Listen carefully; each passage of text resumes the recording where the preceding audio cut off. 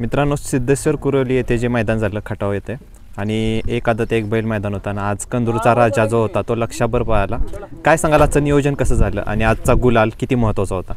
आज गुलालात राहणं महत्त्वाचं होतं. आदत वासरू आता ओपनच्या मैदानात गुलाल करतंय आणि त्यामुळं आदतच्या पण गुलालात राहणं महत्त्वाचं होतं. आजचा पहिरा राहुलबाईंनी ताईंच्याकडे मागितला होता, त्यामुळं ताई म्हणल्या त्या बाईंच्यासाठी आज मी बैल दिलाय. म्हणजे चालतंय, ठीक आहे, काय अडचण नाही, येतो घेऊन. मग अशा प्रकारे आजचं मैदान केलं.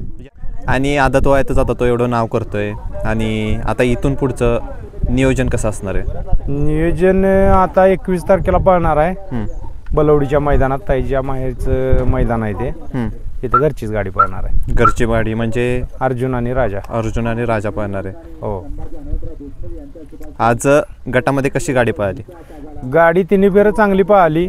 फायनलला जरा सुट्टीला वासरू ठेसकाळ खाली, त्याच्यामुळं गाडीचा 7वा नंबर झाला. गटामध्ये कोणत्या तासावर होती? गटामध्ये 4 नंबर तासावर पळाली आणि सेमी आणि फायनल दोन्ही फेरं 8 नंबर तासानं कडनं पळाली. हो. सेमी झाल्यानंतर फायनलला जेव्हा पुकारलं की 8 नंबर तासावर आपली गाडी आहे, त्यावेळेस कसं वाटत होतं? नाही, काय पब्लिकला वासरू ठाम पळतंय त्यामुळे काहीच वाटलं नाही, कारण त्याच फाटीनं पळून बाहेरनं सेमी काढला होता.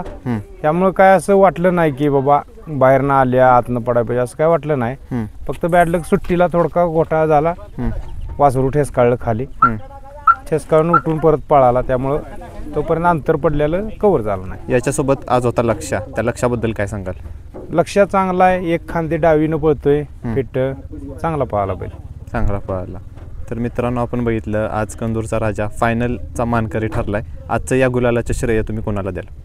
आजच्या गुलालाचं श्रेय तसं ताईसने श्रेय द्यायचं, कारण आजचं पहिरा नियोजन सगळं ताईने केलेलं होतं. चालेल. तुम्हाला खूप खुशी पाहिजे आजच्या गुलालासाठी. धन्यवाद.